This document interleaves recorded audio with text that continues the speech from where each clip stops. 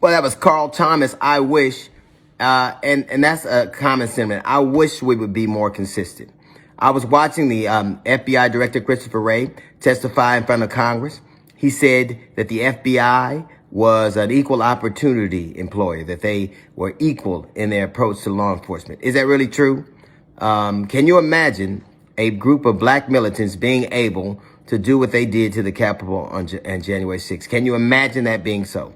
He was questioned by Cory Booker, and he said, no, I don't believe the FBI is systemically racist. Let me ask you, when did that stop? Because we know at one time they were destructive in the constructive in the infiltration and the tracking of Martin Luther King, of Malcolm X, of the Black Panthers, even participating in some level of assassination. So when did they stop being racist? What day was that?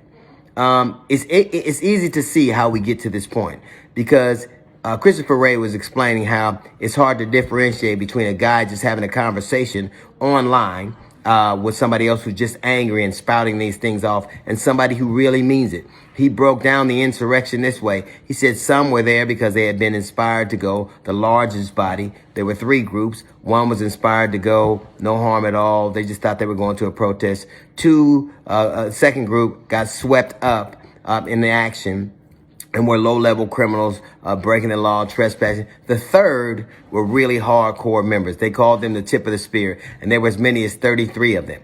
And so this challenge for the FBI and law enforcement in general, although we know how pervasive white supremacy is, although we know how dangerous domestic terrorism is, although we know how insidious it is and how it has its tentacles in law enforcement, in government, in the judiciary, in the military. But the problem with them seems to be that they can't make a distinction between what is really harmful and what is somebody who's planning to do anything. You know, as he broke down, the largest group of people were just kind of there. But there were several people, as many as 33, that were there to really do something.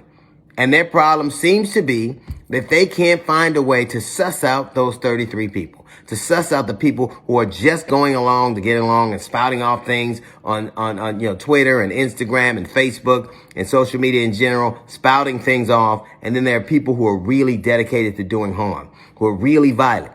And I think that there's a simple way to approach this. Treat every single one of them the same way you would if you believe that they were black people. If black people, insidious or not, caught up in the moment or not, were plotting and talking this way, how would you treat them? Would you go, oh, these are just people on the internet. Oh, these are people just spouting off and letting off steam. They're not really serious. Would you do that? You wouldn't.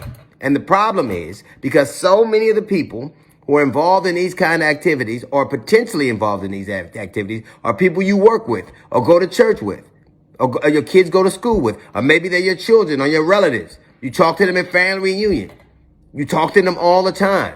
You have social functions with them. So it's really hard for you to differentiate between who's really real and who isn't. But the best way to do it is to do what you would do if you thought there were black militants. You know why the January 6th couldn't have ever happened? Because even the threat, even the idea of something like that happened was frightening enough. When you garnered law enforcement, you had horses and tank and paramilitary gear, and you had tear gas and rubber bullets. You were ready in the event that chatter turned into violence. I would submit you do exactly the same thing. Treat every single person who talks the way they do the same way you would if they were black. Since how you said earlier, you were equal opportunity. That is a little note from the GED section. We got the Jazz Report coming up in 15 minutes. It is the D.L. Hughley Show.